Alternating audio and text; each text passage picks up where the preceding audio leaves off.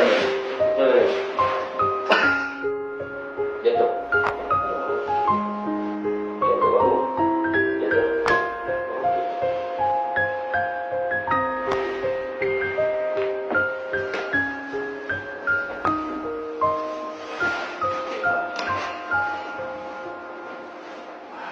Berotan, contohlah berotan tadi.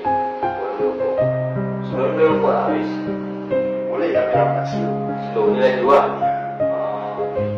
Macam tadi, sakit abang, pinggang tu ada 10. Sekarang yang dah sembuh tu berapa? Maksudnya tinggal 4. Ada gini. Kosong lah.